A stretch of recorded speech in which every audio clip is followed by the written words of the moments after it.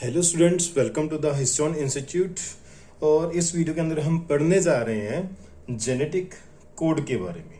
ठीक है, तो जेनेटिक कोड के बारे में नीट में जो जो सवाल आ सकते हैं वो सभी सवाल और क्या क्या कॉन्सेप्ट उसमें पूछा जा सकता है वो सारे कॉन्सेप्ट अब इस वीडियो के अंदर हम डिस्कस करेंगे और इस टॉपिक को इस वीडियो के अंदर खत्म करेंगे। तो चलिए शुरू करते हैं हमारी ये वीडियो। अब देखिए भाई, आप ये चीज अब तक जान चुके होंगे, कि रेप्लिकेशन। देखिए, जब डीएनए से एक दूसरा डीएनए बनता है, तो उसको बोलते हैं रेप्लिकेशन। क्या बोलते हैं उसको? रेप्लिकेशन। और जब डीएनए से आरएनए बनता है, उसको हम बोलते हैं ट्रांसक्रिप्शन। अब देखिए, डीएनए क्या है? पॉलीमर ऑफ न्यूक्लियोटाइड या फिर न्यूक्लिक एसिड। ऐसे ही डीएनए अगेन क्या है? पॉलीमर ऑफ न्यूक्लियोटाइड या न्यूक्लिक एसिड। सिमिलरली पॉलीमर जो आरएनए है वो क्या है? पॉलीमर ऑफ न्यूक्लियोटाइड या फिर न्यूक्लिक एसिड। यानी कि जब रेप्लिकेशन होती है या फिर जब ट्रांसक्रिप्शन होती है, तो दोनों में ही एक पॉलीमर ऑफ न्यूक्लियोटाइड से कोई दूसरा पॉलीमर ऑफ न्यूक्लियोटाइड ही बनता है। सो रेप्लिकेशन और ट्रांसक्रिप्शन में हम ये कह सकते हैं कि भाई डीएनए से जब आरएनए बनेगा तो वहां न्यूक्लिक एसिड की कॉपी बनती है। एक न्यूक्लिक एसिड से दूसरा न्यूक्लिक एसिड बनता है। तो हम बोलेंगे कि रेप्लिकेशन और ट्रांसक्रिप्शन में न्यूक्लिक एसिड की कॉपी बनती है। और ये जो न्यूक्लिक एसिड की कॉपी बनती है, इसका बेसिस क्या है? इसका बेसिस है कॉम्प्लीमेंट्री बेस पेयरिंग। क्या होता है? Complementary base pairing. अब कॉम्प्लीमेंट्री बेस पेयरिंग किसको बोलते हैं? कॉम्प्लीमेंट्री बेस पेयरिंग का मतलब है ए के साथ टी का जुड़ना 2 हाइड्रोजन बॉन्ड से, और सी के साथ जी का जुड़ना 3 हाइड्रोजन बॉन्ड से। 2 नहीं, 3 हाइड्रोजन बॉन्ड से, राइट। तो जहां पे ए आएगा उसके सामने हमेशा टी ही आके लगेगा, 2 हाइड्रोजन बॉन्ड बनाएगा। जहां पे टेम्पलेट स्ट्रैंड में सी आएगा उसके ऑपोजिट जी ही आके लगेगा और 3 हाइड्रोजन बॉन्ड बनाएगा। तो इसको हम बोलते हैं बेस पेयरिंग। क्या बोलते हैं इसको? Complementary base pairing. तो जो हमारा टेम्पलेट स्ट्रैंड होता है उसके अंदर जो न्यूक्लियोटाइड होते हैं वो डिसाइड करते हैं, वो पेयरिंग करते हैं और ये बताते हैं कि नया जो स्ट्रैंड बनेगा उस स्ट्रैंड के अंदर न्यूक्लियोटाइड की सीक्वेंस क्या होगी, राइट। ओके। और इस चीज को बोला जाता है कॉम्प्लीमेंट्री बेस पेयरिंग। और जब भी डीएनए से डीएनए बनता है यानी कि रेप्लिकेशन होती है, और डीएनए से आरएनए बनता है यानी कि ट्रांसक्रिप्शन होती है, तो न्यूक्लिक एसिड से दूसरा न्यूक्लिक एसिड बनता है यानी कि न्यूक्लिक एसिड की कॉपी बनती है। और किस आधार पे बनती है? किस बेसिस पे बनती है? कॉम्प्लीमेंट्री बेस पेयरिंग के आधार पे बनती है, कॉम्प्लीमेंट्री बेस पेयरिंग के बेसिस पे बनती है। ओके। अब बात करते हैं आगे। जब आरएनए से प्रोटीन बनता है, तो आरएनए क्या है? आरएनए एक पॉलीमर ऑफ न्यूक्लियोटाइड्स है। और प्रोटीन क्या है? प्रोटीन है पॉलीमर ऑफ अमाइनो एसिड। अब ये पॉलीमर ऑफ न्यूक्लियोटाइड है और protein polymer of amino acid है, तो इनके बीच में तो कोई रिलेशन नहीं है। तो जब आरएनए से प्रोटीन बनता है उसको हम बोलते हैं ट्रांसलेशन। उसको हम क्या बोलते हैं? उसको हम बोलते हैं ट्रांसलेशन। और जब भी ट्रांसलेशन हो रही है तो न्यूक्लिक एसिड से पॉलीमर ऑफ न्यूक्लियोटाइड से पॉलीमर ऑफ अमाइनो एसिड बनता है, यानी कि इनके बीच कोई रिलेशन नहीं बनता। लेकिन हमने क्या देखा कि अगर हम डीएनए के अंदर कोई म्यूटेशन करते हैं, तो उस म्यूटेशन का इफेक्ट देखने को मिलता है आरएनए में और प्रोटीन में। यानी कि डीएनए के अंदर जो म्यूटेशन होती है तो आरएनए के अंदर भी चेंज आता है, और जब आरएनए में चेंज आता है तो प्रोटीन में चेंज आता है। तो हमने यहां पे देखा कि जब आरएनए से प्रोटीन बनेगा यानी कि ट्रांसलेशन होगी, तो आरएनए है पॉलीमर ऑफ न्यूक्लियोटाइड्स, प्रोटीन है पॉलीमर ऑफ अमाइनो एसिड, तो इनके बीच में हमें कोई रिलेशन नजर नहीं आ रहा, लेकिन इनके बीच में रिलेशन है। और वो हमें कैसे समझ आता है? इनके म्यूटेशन से, कि डीएनए की म्यूटेशन करते हैं तो आरएनए में चेंज आता है, और आरएनए में चेंज करते हैं तो प्रोटीन में भी चेंज आता है, यानी कि रिलेशन तो है। और रिलेशन का कोई एग्जाम्पल क्या है बेटा हमारे पास? Sickle cell anaemia.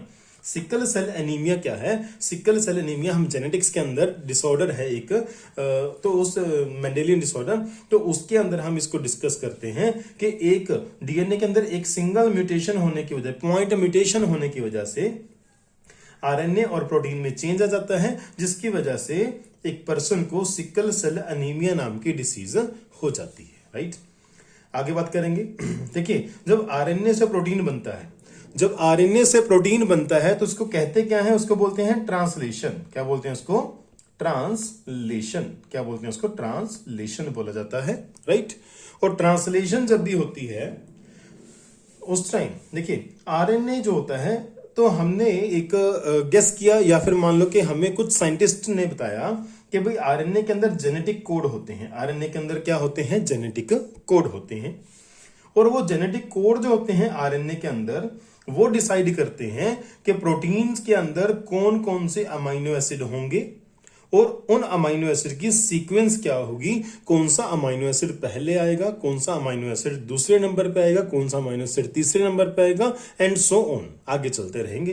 Got it? तो ये जेनेटिक कोड जो है, फिर इस जेनेटिक कोड को डेसिफर किया गया। डेसिफर का मतलब होता है उसको बताया गया कि वो जेनेटिक कोड है क्या, वो जेनेटिक कोड है क्या। तो इसको डेसिफर करने के लिए, जेनेटिक कोड को डेसिफर करने के लिए बहुत सारे साइंटिस्ट्स ने अपना अपना कंट्रीब्यूशन दिया। और वो जो सभी साइंटिस्ट थे वो सारे बायोलॉजी से नहीं थे, वो जो साइंटिस्ट थे वो अलग अलग डिसिप्लिन से थे। डिसिप्लिन का मतलब होता है अलग अलग सब्जेक्ट के थे। जैसे कोई फिजिक्स से था, कोई ऑर्गेनिक केमिस्ट्री से था, कोई बायोकेमिस्ट्री से था, कोई जेनेटिक्स से था। तो अलग अलग जो साइंटिस्ट थे वो फिजिक्स, ऑर्गेनिक केमिस्ट्री वाले, बायोकेमिस्ट्री वाले और जेनेटिक्स वाले, अलग अलग डिसिप्लिन्स के, सेवरल डिसिप्लिन्स के साइंटिस्ट ने मिलकर ऐसे जेनेटिक कोड को एक्सप्लेन किया, डिसिफर किया। ठीक है, तो आगे हम बात करने वाले हैं सबसे पहले एक साइंटिस्ट की जिनका नाम है जॉर्ज गैमो। तो जॉर्ज गैमो क्या थे? वो एक फिजिक्स के साइंटिस्ट थे, फिजिकिस्ट थे। और इन्होंने थ्योरेटिकली एक कॉन्सेप्ट दिया। उन्होंने बोला कि अमाइनो एसिड कितने हैं? 20। अमाइनो एसिड कितने हैं? 20। और न्यूक्लियोटाइड्स कितने हैं? 4। न्यूक्लियोटाइड कितने हैं? 4। याद रखना, इसके ऊपर क्वेश्चन बन सकता है। टोटल अमाइनो एसिड कितने हैं? 20। और टोटल न्यूक्लियोटाइड कितने हैं? 4। तो अगर एक जेनेटिक कोड में एक न्यूक्लियोटाइड हो तो टोटल जो कोड बनेंगे वो 4 ही बनेंगे, 4 ही बनेंगे। एक कोड में अगर एक न्यूक्लियोटाइड हो तो कुल मिला के कोड 4 बनेंगे, क्योंकि न्यूक्लियोटाइड कितने हैं? 4 हैं। ओके, ऐसे ही अगर एक जेनेटिक कोड में 2 न्यूक्लियोटाइड हो, इसका मतलब क्या है? इसका मतलब क्या है? देखिए जरा, एक कोड में 2 न्यूक्लियोटाइड हो, इसका मतलब क्या है भाई? मान लो कि U और G आ गया। U और G क्या है? 2 न्यूक्लियोटाइड। अब ये 2 न्यूक्लियोटाइड को हमने एक कोड बोल दिया। ऐसे ही A और G आ जाए, A और G आ जाए, G और C आ जाए, G और C आ जाए, U और C आ जाए, U और A आ जाए। ठीक है, तो अगर किसी कोड में दो न्यूक्लियोटाइड हैं तो उस केस में अगर हम टोटल कोड देखें तो कितने बनेंगे? 16। कितने बनेंगे? 16। अब 4 कोड अगर बनते हैं या 16 कोड बनते हैं, अमाइनो एसिड कितने? 20। तो कोड का नंबर अमाइनो एसिड से कम है, कोड का नंबर अमाइनो एसिड से कम है। तो इसीलिए देखा गया कि भाई जेनेटिक कोड के अंदर एक न्यूक्लियोटाइड का होना ठीक नहीं है। एक जेनेटिक कोड के अंदर 2 न्यूक्लियोटाइड का होना भी ठीक नहीं है, क्योंकि अगर 2 न्यूक्लियोटाइड होते हैं तो कोड कितने बनेंगे? कुल मिला के 16। और 16 कोड से 20 अमीनो एसिड को कोड नहीं किया जा सकता। फिर उन्होंने बोला कि हो सकता है जेनेटिक कोड के अंदर 3 न्यूक्लियोटाइड हो। एक जेनेटिक कोड में 3 न्यूक्लियोटाइड हो। अगर एक जेनेटिक कोड में 3 न्यूक्लियोटाइड होंगे, जैसे AUG, GUA, UCA, AUC, ऐसे करके अगर एक कोड के अंदर 3 न्यूक्लियोटाइड होंगे तो कुल मिलाकर कितने कोड बन जाएंगे? 64। तो अब कोड का नंबर अमाइनो एसिड के नंबर से ज्यादा है, कोड का नंबर अमाइनो एसिड के नंबर से ज्यादा है। तो पॉसिबिलिटी है कि एक जेनेटिक कोड में 3 न्यूक्लियोटाइड हो सकते हैं, 3 न्यूक्लियोटाइड हो सकते हैं। तो ये सारा कॉन्सेप्ट किसने दिया था? जॉर्ज गैमो ने दिया था, राइट। ओके, उसके बाद हम बात करने वाले हैं, देखिए सपोज करो ये हमारा एक सेल है। क्या है? हमारा एक सेल, और इस सेल के अंदर एक mRNA है, और इस mRNA के अंदर हमने यहाँ पे कोड दिखा दिए, 3 न्यूक्लियोटाइड के कोड दिखा दिए। अब यहाँ पे कुल मिला के कोड कितने हैं, यहाँ पे मान के चलो कि यहाँ पे हमारे पास 30 न्यूक्लियोटाइड है, 30 न्यूक्लियोटाइड हैं। और 30 न्यूक्लियोटाइड की जब हमने ट्रांसलेशन करवाई तो हमने देखा कि जो प्रोटीन बनता है उस प्रोटीन में 10 अमाइनो एसिड लगे हैं। उस प्रोटीन में कितने अमाइनो एसिड लगे हैं, 10 लगे हैं।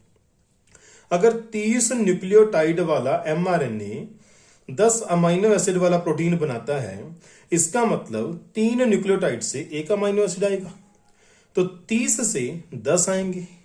तो यहां से भी क्लियर होता है कि 3 न्यूक्लियोटाइड का एक कोड होगा जो कि 1 अमाइनो एसिड के लिए कोड करेगा, 1 अमाइनो एसिड के लिए कोड करेगा। ठीक है, और इसी चीज को अब हम सेल के अंदर तो प्रूफ नहीं कर पाएंगे, हम सेल के अंदर इसको प्रूफ नहीं कर पाएंगे। क्यों नहीं कर पाएंगे?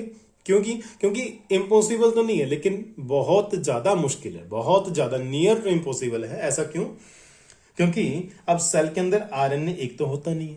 अब सेल के अंदर जो आरएनए है बहुत सारे होते हैं, मल्टीपल आरएनए होते हैं और मल्टीपल प्रोटीन्स होते हैं। कौन से आरएनए से कौन सा प्रोटीन बना है भाई, कैसे आइडेंटिफाई करेंगे? कौन से आरएनए से कौन सा प्रोटीन बना है, कैसे आइडेंटिफाई करेंगे? इसके अंदर बहुत टाइम और बहुत पैसा और बहुत मेहनत लग जाएगी। तो हमने क्या किया, हमने सोचा कि हम इसको सेल के अंदर नहीं करवाएंगे, हम इसको करवाएंगे एक मीडियम में जो कि सेल फ्री सिस्टम। जैसे कि हमने लैब के अंदर गए, एक बीकर के अंदर इस पूरी प्रोसेस को करवाया, तो इसको बोलते हैं सेल फ्री सिस्टम। क्या बोलते हैं इसको? Cell free system. उससे पहले हम देखेंगे कि एक एच.जी. खुराना थे, एक साइंटिस्ट थे, उनका नाम था एच.जी. खुराना। एच.जी. खुराना ने इंस्ट्रूमेंटल मेथड से, कौन से मेथड से? इंस्ट्रूमेंटल। याद रखना, इंस्ट्रूमेंटल वर्ड अगर आता है, इंस्ट्रूमेंटल वर्ड अगर आता है तो वो किसके नाम से आएगा, वो किसके नाम के पीछे यूज करना आपको? एच.जी. खुराना के लिए। तो उन्होंने इंस्ट्रूमेंटल मेथड से 2 टाइप के आरएनए बनाए, एक होमोपोलीमर था, एक कोपोलीमर था। होमोपोलीमर का मतलब क्या होता है भाई? होमोपोलीमर का मतलब होता है कि हमारे पास एक mRNA है, ये उसका 5' एंड है, ये उसका 5' एंड है और ये उसका 3' एंड है। यहां पे मान लो कि ए यानी कि ए का मतलब क्या है? एडिनोसिन, एडेनाइलिक एसिड, कुछ भी बोलता है, एडेनाइलिक एसिड। हमने पॉली ए चेन बना दी, पॉली ए चेन। यहां पे सारे के सारे न्यूक्लियोटाइड सेम है, सिमिलर है, तो हम इसको बोलेंगे होमोपोलीमर। क्या बोलेंगे इसको? होमोपोलीमर। अच्छा, मान लो कि दूसरा हमने पॉलीमर बनाया, यानी कि पॉलीमर ऑफ न्यूक्लियोटाइड mRNA बनाया। ये एक स्ट्रैंड है और यहाँ पे उसका 5' एंड है, ये उसका 3' एंड है। यहाँ पे क्या है? ए सी एडिनाइलेट साइटिडाइलिक एसिड, एडिनाइलेट साइटिडाइलेट। ठीक है, अब यहां पे आपको इस स्ट्रक्चर के अंदर, इस mRNA के अंदर आपको एक से ज्यादा 2 हो सकते हैं, 3 भी हो सकते हैं और 4 के 4 भी हो सकते हैं। राइट, 4 से ज्यादा तो होते ही नहीं है, 4 से ज्यादा तो होते ही नहीं है। ठीक है, तो यहां पे आपको 1 से ज्यादा न्यूक्लियोटाइड देखने को मिल रहे हैं, तो इसको हम बोलेंगे कोपोलीमर। तो 2 टाइप के आरएनए के बारे में बताया, किसने बताया? एच.जी. खुराना ने बताया। इंस्ट्रूमेंटल मेथड से उन्होंने इसको बना के दिखाया। और कौन कौन से आरएनए बनाए थे? होमोपोलीमर बनाया जिसके अंदर एक जैसे न्यूक्लियोटाइड होते हैं, और कोपोलीमर बनाया जिसके अंदर 1 से ज्यादा न्यूक्लियोटाइड होते हैं। राइट, उसके बाद इस पॉइंट को थोड़ा ध्यान से देखिए। सीवेरो ओक्वा, ये एक हमारे पास क्या है? साइंटिस्ट है। ये जो साइंटिस्ट है, इन्होंने प्रिपेयर किया पॉलीन्यूक्लियोटाइड फॉस्फोराइलेज एंजाइम, जिसको हमने दूसरा नाम दिया ओक्वा एंजाइम। क्या नाम दिया? ओक्वा एंजाइम। इस एंजाइम से हम क्या कर सकते हैं? इस एंजाइम से हम बिना डीएनए को एज ए टेम्पलेट यूज किए बिना हम आरएनए बना सकते हैं। और उस आरएनए के अंदर सीक्वेंस क्या होगी न्यूक्लियोटाइड्स की, उस आरएनए के अंदर न्यूक्लियोटाइड की सीक्वेंस क्या होगी, वो सीक्वेंस भी हम खुद ही डिसाइड कर सकते हैं, खुद डिफाइन कर सकते हैं। डिफाइन का मतलब यहां पे यही है कि भाई हमारे पास जो आरएनए बनेगा बिना डीएनए के टेम्पलेट यूज किए बिना, डीएनए का टेम्पलेट यूज किए बिना जो आरएनए हम बनाने जा रहे हैं इस एंजाइम से, उसकी सीक्वेंस क्या होगी वो भी हम ही डिफाइन करेंगे, हम ही डिसाइड करेंगे। तो ऐसा आरएनए बनाया जा सकता है इस एंजाइम से। ये किसने दिया हमें? सीवेरो ओक्वा ने दिया। ठीक, इस एंजाइम को यूज करके, सीवेरो ओक्वा का जो ओक्वा एंजाइम है उसको यूज करके मार्शल नीरनबर्ग ने क्या किया? एक सेल फ्री सिस्टम बनाया। क्या बनाया? सेल फ्री सिस्टम बनाया। सेल फ्री सिस्टम बनाया।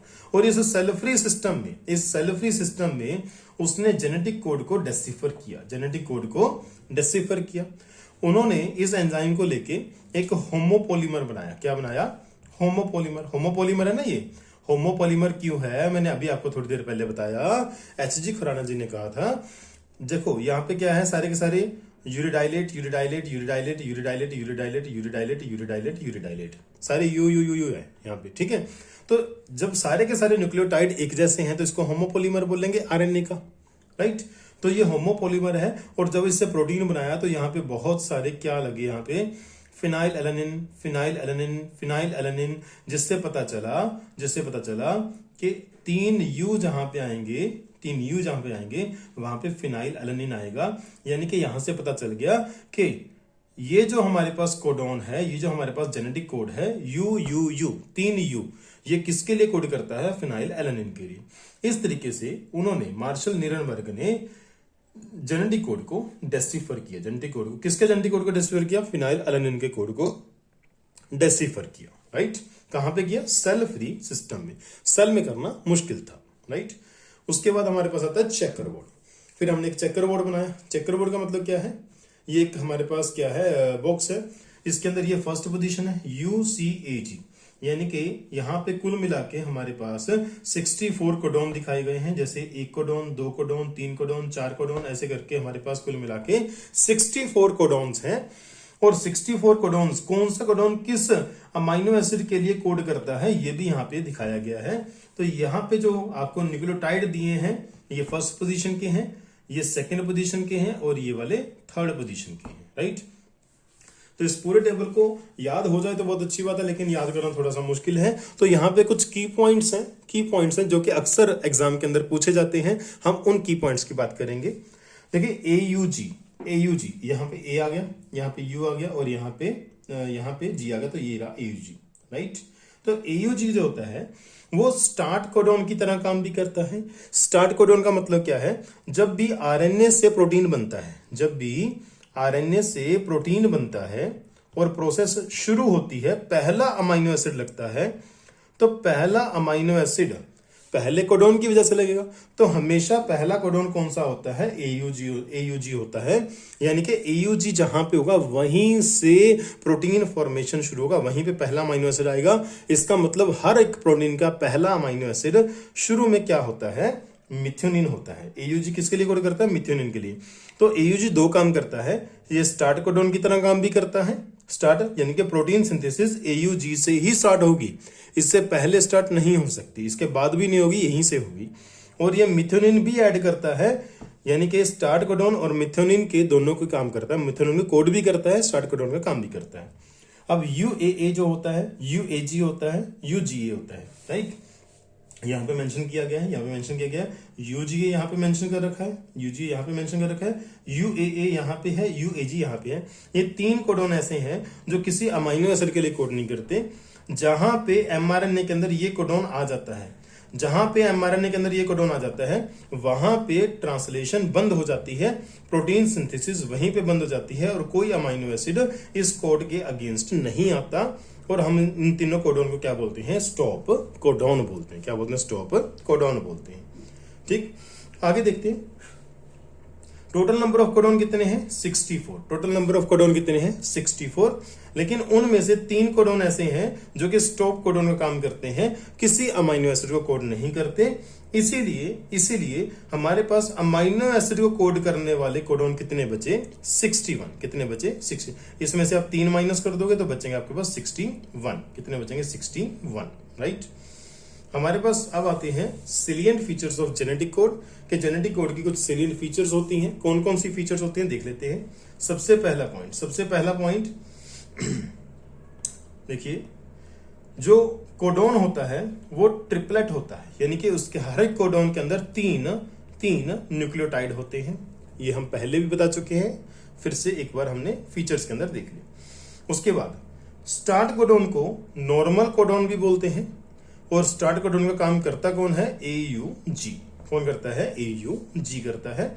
जहां पे AUG आ जाएगा, जहां पे AUG आ जाएगा, वहीं से पहला अमाइनो एसिड लगेगा, वहीं से पहला अमाइनो एसिड लगेगा, पहला अमाइनो एसिड वहां पे लगेगा, ट्रांसलेशन वहां से शुरू होगी जहां पे AUG आ जाएगा। अब AUG शुरुआत में तो आएगा ही आएगा, इनिशिएशन पॉइंट पे तो आएगा ही आएगा, AUG बीच में भी आ सकता है। तो अगर AUG शुरुआत में आएगा तो वहां पे तो दोनों काम करेगा, शुरुआत भी करवाएगा, इनिशिएशन भी करवाएगा, और अमाइनो एसिड मिथेनोइन भी लगाएगा। अगर वो कहीं बीच में आ जाता है, देखिए यहां से शुरू हो गया, ये दूसरा कोडॉन, ये तीसरा कोडॉन, ये चौथा कोडॉन, ये पांचवा, अगर हमारा AUG कहीं बीच में आ जाता है, यानी कि चौथी पोजीशन पे जैसे आ गया, तो यहाँ पे ये स्टार्ट की तरह काम तो नहीं करेगा, क्योंकि स्टार्ट तो पहले हो चुका है। तो यहाँ पे केवल ये मिथ्योनिन के लिए ऐड करेगा, मिथ्योनिन को ऐड कर देगा, क्योंकि हर एक कोडॉन किसी ना किसी अमाइनो एसिड को तो ऐड करेगा ही करेगा। तो ये मिथ्योनिन को कोड करेगा, क्योंकि स्टार्ट वाला काम तो ये सिर्फ इनिशियल पॉइंट पे करेगा। अब बात करते हैं स्टॉप कोडॉन की। तो स्टॉप कोडॉन को हम नॉनसेंस कोडॉन भी बोलते हैं, स्टॉप कोडॉन को नॉनसेंस कोडॉन भी बोलते हैं। और इसमें आते हैं UAA, UAG, UGA। और ये जो कोडॉन होते हैं, ये किसी अमाइनो एसिड के लिए कोड नहीं करते। Do not code any amino acid, do not code any amino acid. Next बात कर लेते हैं, जेनेटिक कोड जो होता है, जेनेटिक कोड जो होता है वो नियरली यूनिवर्सल होता है। जेनेटिक कोड जो होता है वो नियरली यूनिवर्सल होता है, यूनिवर्सल होता है। इसका मतलब क्या है भाई? बैक्टीरिया से लेके वायरस बोल दो, माइकोप्लाज्मा बोल दो, बैक्टीरिया बोल दो, सभी ऑर्गेनिज्म के अंदर, देखो हमने बोला कि फ्रॉम बैक्टीरिया टू ह्यूमन, क्या इस बात का मतलब है कि किसी भी ऑर्गेनिज्म के अंदर फ्रॉम बैक्टीरिया टू ह्यूमन, अगर मैं यू की बात करूं, इस कोडॉन की बात करूं, तो ये किसके लिए कोड करता है? फिनाइल एलानिन के लिए। भले ही ह्यूमन के अंदर देख लो, बैक्टीरिया के अंदर देख लो, किसी प्लांट के अंदर देख लो, किसी दूसरे माइक्रोब के अंदर देख लो, कहीं भी आप देखना, ये वाला जो कोडॉन होगा वो किसके लिए कोड करेगा? फिनाइल एलानिन के लिए। इसीलिए हमने बोला कि जो कोडॉन होते हैं वो एक ही अमाइनो एसिड कोड करते हैं, कोई भी कोडॉन किसी दूसरे अमाइनो एसिड को कोड नहीं करेगा, अलग अलग ऑर्गेनिज्म के अंदर नहीं करेगा, राइट। इसीलिए हमने बोला कि यूनिवर्सल होते हैं। एक कोडॉन एक अमाइनो एसिड के लिए स्पेसिफिक होता है, वो कभी भी कोई दूसरा अमाइनो एसिड को कोड नहीं करेगा, तो यूनिवर्सल होते हैं। इसकी एक दो एक्सेप्शंस आपको देखने को मिल जाती हैं। देखो 64 है, 64 में से 3 तो स्टॉप हैं, बाकी बचे 61। 61 में से हो सकता है एक दो ऐसे कोडॉन हो जो एक्सेप्शनल बिहेवियर शो करें, जो यूनिवर्सल लॉ को फॉलो ना करें। ठीक है, हमने बोला नियरली, नियरली क्यों बोला? नियरली इसीलिए तो बोला, नियरली इसीलिए तो बोला क्योंकि कुछ एक्सेप्शन एग्जिस्ट करती हैं, और ये एक्सेप्शन आपको कहां देखने को मिल सकती है? इन सब माइटोकॉन्ड्रियल कोडॉन्स में। कुछ माइटोकॉन्ड्रियल कोडॉन ऐसे हो सकते हैं और कुछ प्रोटोजोल कोडॉन ऐसे हो सकते हैं, राइट। नेक्स्ट हमारे पास codons are read in contiguous ये फैशन। कॉन्टिग्यूअस को आप याद करना कंटिन्यूअस से, किसे याद है? कंटिन्यूअस से। भाई कोडॉन्स को हम जब रीड करते हैं ना तो कंटिन्यूअसली रीड करते हैं हम। यहाँ पे कोई कोमा, कोई स्पेस, कुछ नहीं देते। AUG, GCG, ACG, AUG, AGA, यहाँ पे कोई स्पेस, कोई ओवरलैपिंग कुछ नहीं आती। एक कोडॉन के 3 न्यूक्लियोटाइड एक कोडॉन के अंदर ही आते हैं, किसी दूसरे कोडॉन में नहीं आते। ना बीच में कोई कोमा, ना स्पेस, कुछ नहीं आता, कोई पंक्चुएशन नहीं आती। कंटिन्यूसली उसको रीड किया जाता है कॉन्टिग्यूअस फैशन में। कोडॉन्स होते हैं जो डिजेनरेट होते हैं। डिजेनरेट का मतलब है कि एक अमाइनो एसिड के लिए एक से ज्यादा कोडॉन हो सकते हैं। एक अमाइनो एसिड के लिए एक से ज्यादा कोडॉन हो सकते हैं, जैसे ल्यूसिन, आर्जिनिन और सेनिन। ल्यूसिन के लिए 6 कोडॉन होते हैं, आर्जिनिन के भी 6 कोडॉन होते हैं, और सेरिन के लिए भी 6 कोडॉन होते हैं। रीजन क्या है? रीजन ये है कि जो तीसरा बेस, जैसे हमने यहां बात कर ली UCA, जो किसी भी कोडॉन का तीसरा बेस पेयर होता है, तीसरा बेस पेयर नहीं, तीसरा बेस होता है, तो तीसरा बेस होता है वो वोबल बेस होता है, उसकी ज्यादा इंपॉर्टेंस नहीं होती, उसकी ज्यादा इंपॉर्टेंस नहीं होती। बेसिकली इंपॉर्टेंस इन दोनों की होती है।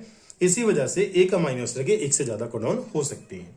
नेक्स्ट हमारे पास लास्ट पॉइंट हमारे पास कोडोन्स होते हैं वो अनएम्बिगुअस होते हैं, यानी कि स्पेसिफिक होते हैं। एक अमाइनो एसिड के एक से ज्यादा कोडोन हो सकते हैं, हमने डिजेनरेसी में देखा, लेकिन एक कोडोन का अमाइनो एसिड एक ही होता है। इसको ध्यान से पढ़िए, एक कोडोन एक ही अमाइनो एसिड को कोड करेगा, लेकिन एक अमाइनो एसिड एक से ज्यादा कोडोन के द्वारा कोड किया जा सकता है, राइट। तो जब एक कोडोन एक अमाइनो एसिड के लिए स्पेसिफिक होता है उसको बोलते हैं कोडोन्स आर अनएम्बिगुअस या स्पेसिफिक। क्लियर। तो कुल मिला के 7 प्रॉपर्टीज हैं। नेक्स्ट हम क्वेश्चन देखेंगे। जॉर्ज गैमो आर्ग्यूड, जॉर्ज गैमो ने क्या बताया कि कुल मिला के 5 बेस हैं और 20 अमाइनो एसिड हैं।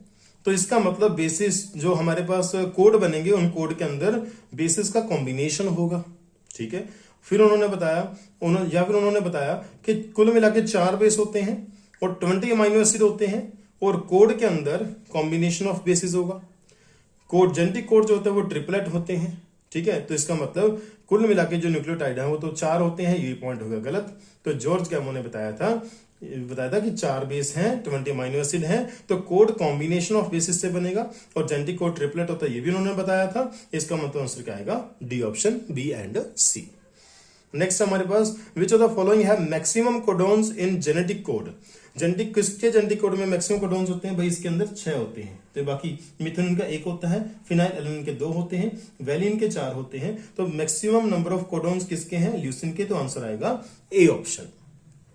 आप वीडियो को पॉज करके आप इसका आंसर दे सकते हैं कमेंट सेक्शन के अंदर, ठीक है। विच ऑफ द फॉलोइंग इज और आर शोइंग ड्यूअल फंक्शन। इनमें से कौन है जो ड्यूअल फंक्शन करता है?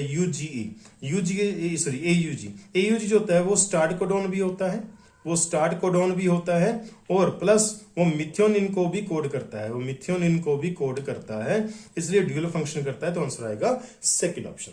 नेक्स्ट है least number of codon is 4। Least number of codon किसके लिए होते हैं? मिथेनिन का 1 होता है, ग्लूटामिन जो होता है इसके भी करीब 4 कोडोन्स होते हैं, ठीक है। आप चेकर बोर्ड के अंदर चेक कर सकते हैं। फिनाइल एलानिन के 2 होते हैं, ग्लाइसिन के भी करीब 4 होते हैं। तो सबसे कम किसके होते हैं? मिथेनिन का होता है, 1 होता है, केवल AUG होता है जो स्टार्ट कोडोन भी है और मिथेनिन को भी कोड करता है। तो सबसे कम कोडोन किसके हैं? मिथेनिन के हैं, राइट। तो आंसर आएगा ए ऑप्शन। तो यहां तक हमने कुछ क्वेश्चंस और सभी जो उतने भी कंसेप्ट हैं हमारे पास जेनेटिक कोड के सभी कवर कर लिए हमने, राइट। और ये वीडियो भी काफी लंबा हो रहा है। Thank you, have a nice day. मिलते हैं नेक्स्ट वीडियो के अंदर नेक्स्ट टॉपिक के साथ।